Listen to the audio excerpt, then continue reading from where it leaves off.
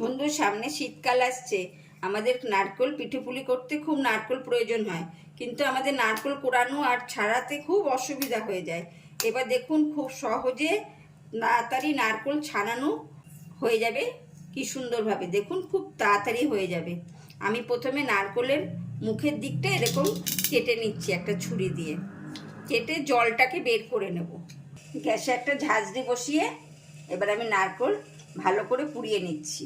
5 minute রাখলেই হয়ে যাবে। বন্ধু, ঠান্ডা হয়ে গেছে। যত ঠান্ডা হবে নারকেল তত আলগা হতে থাকবে।